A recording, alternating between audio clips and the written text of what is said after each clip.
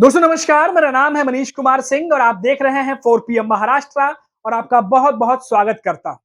दोस्तों महाराष्ट्र की सियासत में नेता एक दूसरे को निशाने पर लेते हैं, कोई नई बात नहीं है।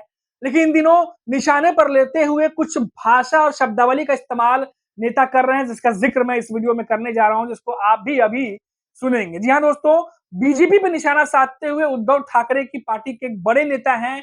उन्होंने कहा है कि जब से ये नई सरकार बनी है तब से पनौती लग गई है। और जैसे ही उन्होंने इस शब्द का इस्तेमाल किया, बीजेपी के नेता बौखला गए। बीजेपी की तरफ से ये बयान आया कि जो नेता ये शब्द का इस्तेमाल कर रहे हैं उनके लिए कहा गया, मैं नाम बताऊंगा, अभी पूरी खबर डिटेल से बताऊंगा। पर बीजेपी ने जैसे ही सुना कि हमारी सरकार को पनौती कहा जा रहा है, वो भी जो है पलटकर जवाब दिया। उन्होंने कहा कि उनको सियासी पीलिया हो गया है, हर जगह उनको दोष दिखता है, हर जगह उनको पीला ही नजर आता है। तो क्यों इस तरह की राजनीति गरमाई हुई है, क्यों तलखियां बढ़ी हुई है, क्यों नेता एक दूसरे पर इस तरीके से इल्जामात लगा रहे हैं, आखिर पूरा मामला क्या है? चलिए आपको डिटेल से बताते हैं। दोस्तों उद्धव ठाकरे की शिवसेना इन दिनों आपको पता है कि लगातार तैयारियों में लगी हुई है निकाय चुनाव में।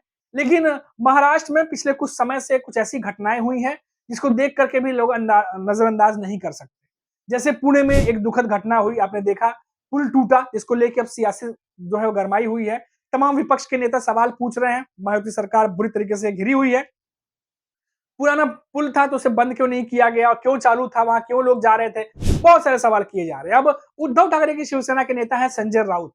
उन्होंने कहा है, क्योंकि एक और दो तीन घटनाओं का जिक्र किया उन्होंने, जिस तरीके से बालवन में छत्रपति शिवाजी महाराज के चबूतरा धंस गया, उसके बाद अहमदाबाद की घटना। तो उन्होंने कहा कि जिस तरीके से ये जो नई सरकार बनी है, जैसे ही सरकार बनी है उसके बाद पनौती लग गई है, एक के बाद एक घटनाएं हो रही हैं। और सबसे ज्यादा उन्होंने सवाल पूछे हैं अजीत पवार से भी, क्योंकि ये जो पुल टूटने वाली घटना है ये पुणे में हुई है। और क्योंकि वहां के पालक मंत्री अजीत पवार, तो उनसे पूछा है सवाल कि क्या वो जिम्मेदारी लेंगे, क्या वो जो है इन पूरी घटना के बारे में अपने कंधों पर जिम्मेदारी लेंगे। तो ये तमाम बातें अब चल रही हैं।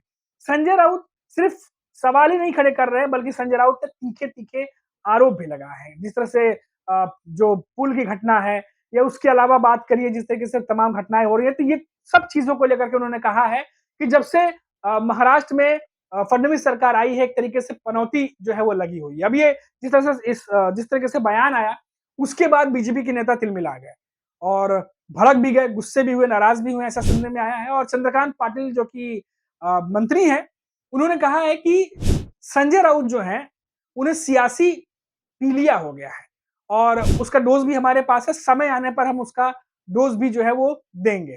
क्योंकि सियासी पीलिया जिसको हो जाता है उसको सब जगह पीला ही नजर आता है, हर जगह दोष नजर आता है। तो ये जो है संजय राउत के साथ अभी हो रहा है। तो अब बीजेपी और उद्धव ठाकरे की शिवसेना दोनों जो है वो आमने सामने अब भिड़ी हुई है। अब देखिए दोस्तों, आपको पता ही होगा कि अभी पुणे में जो घटना हुई, इसका जिक्र मैं इसलिए कह रहा हूं क्योंकि इस घटना को लेकर के, क्योंकि पुणे में ये घटना हुई है, वहां के जो पालक मंत्री हैं वो अजीत पवार है, मायावती सरकार है। और क्योंकि सवाल लगातार मायावती सरकार से पूछा जा रहा है पुल को लेकर के, और तो और संजय राउत ने यह भी कहा कि उस पुल की मरम्मत के लिए जो जानकारी आ रही है उसके मुताबिक कि 8 करोड़ रुपए जो है वो सैंक्शन हुए थे, लेकिन क्योंकि फंड नहीं है, महाराष्ट्र सरकार के पास पैसे नहीं है, तो ऐसे में बहुत सारे सवाल जो है वो खड़े हो रहे हैं। अब कई सारे जानकार ये भी सवाल खड़े कर रहे हैं कि जब वो पुल मरम्मत में नहीं था, इस तरीके से उसका स्ट्रक्चर खराब था, तो उसे बंद क्यों नहीं किया गया, उस पर लोगों की आवाजाही या लोग जो जा रहे थे उनको रोका क्यों नहीं गया। तो बहुत सारे सवाल अब ये खड़े हो रहे हैं। अभी आपको पता होगा, कल ही जो एमएनएस प्रमुख है राज ठाकरे, उन्होंने भी मायावती सरकार पर जमकर निशाना साधा है। हालांकि अभी एक दो दिन पहले ही उनकी मुलाकात हुई है महाराष्ट्र के सीएम देवेंद्र फडणवीस से, और सीएम देवेंद्र फडणवीस ने उनकी फोटो सोशल मीडिया पे पोस्ट करके उनको बधाई भी दी जन्मदिन की।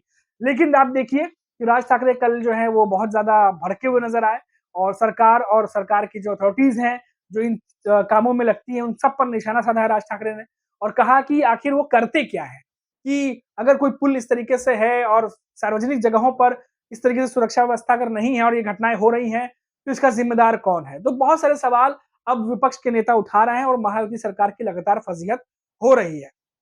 अब देखिए दोस्तों, ये एक घटना नहीं है, इसके अलावा कई और घटनाएं भी साथ ही साथ हुई हैं, और इसीलिए अब महाराष्ट्र की मायावती सरकार जो है वो विपक्ष के निशाने पर है।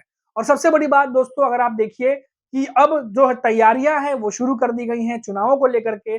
सारी पार्टियां जो है वो चुनाव की रणनीति बनाने में इस समय लगी हुई हैं, और इस समय जो इमेज है वो कोई भी पार्टी अपनी बिगाड़ना नहीं चाहेगी, लेकिन ये जो घटनाएँ हो रही हैं, ये बैठे-बिठाए एक मुद्दा भी मिल जा रहा है विपक्ष को, जो लापरवाही, जो गैर ज़िम्मेदाराना हरकतें हुई हैं, उस पर सवाल खड़े हो रहे हैं और महायुति सरकार जो है इन सवालों का जवाब देते उनसे नहीं बन रहा। ज़ाहिर तौर पर क्योंकि संवेदनाएँ जुड़ी हैं लोगों की और क्योंकि ये दुखद घटना है, तो ऐसे में जवाब तो देना होगा और जो भी दोषी हैं, उनके खिलाफ कार्रवाई तो करनी पड़ेगी। तो ये तमाम चीज़ें अभी महाराष्ट्र की सियासत में ये बातें गूंज रही हैं। तो दोस्तों ये कुल मिलाकर ये था कि अब संजय राउत जो हैं, उन्होंने जिस तरीके से बीजेपी को निशाने पर लिया है, जिस तरीके से देवेंद्र फडणवीस सरकार को निशाने पर लिया है, बीजेपी इस समय तिलमिलाई हुई दिखाई दे रही है। इतना ही नहीं दोस्तों, आपको बता दें कि संजय राउत जो हैं, वो लगातार घटनाक्रमों का ज़िक्र कर रहे थे और जिस तरीके से उन्होंने कहा है कि जब से ये सरकार बनी है, तब से हर चीज़ जो है वो चुनौती हुई है। इस बात से काफ़ी बीजेपी के नेता भड़के हुए हैं, जैसा मैंने आपको बताया।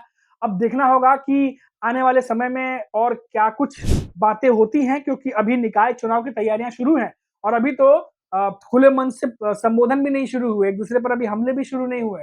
अभी तो जस्ट शुरुआत है और देखिए जिस तरीके से बयानबाजी हो रही है, बीजेपी वर्सेस उद्धव ठाकरे की शिवसेना आमने-सामने नेता जो है वो भिड़े हुए नजर आ रहे हैं साफ-साफ। तो अब ये देखना होगा कि ये आगे किस हद तक जाता है। फिलहाल महाराष्ट्र की सरकार की स्थिति ये है कि पुणे की जो घटना हुई उस पर घिरी हुई है, जवाबदेही नहीं बन रही और तो और ये भी खबर आया कि दिल्ली से भी आला-कमान का फ़ोन आया है, महाराष्ट्र के कई नेताओं को सीएम से भी बात हुई है, जायज़ा लिया गया है। अब इसको किस तरीके से आगे टैकल किया जाएगा ये देखने वाली बात होगी। लेकिन ये ज़रूर है कि लगातार विपक्ष का हमला मायावती सरकार पर हो रहा है और बीजेपी के नेता ये भली-भाँति जानते हैं कि ये घटनाएँ जो हैं उनको आने वाले समय में बहुत नुकसान भी पहुँचा सकती है और इसीलिए लगातार इन घटनाओं का ज़िक्र विपक्ष के नेता कर रहे हैं और बीजेपी के नेता घिरे नज़र आ रहे हैं। अभी के लिए इतना ही, आप देखते रहिए 4 पीएम महाराष्ट्र। फिर लौटेंगे तो बात करेंगे किसी बड़ी खबर पर। तब तक के लिए इजाज़त दीजिए और चैनल को सब्सक्राइब कर दीजिए ताकि महाराष्ट्र से जुड़ी कोई भी बड़ी खबर जब हम अपलोड करेंगे तो आपको उसकी नोटिफ़िकेशन जो है वो मिलती रहे। अभी के लिए इतना ही। नमस्कार।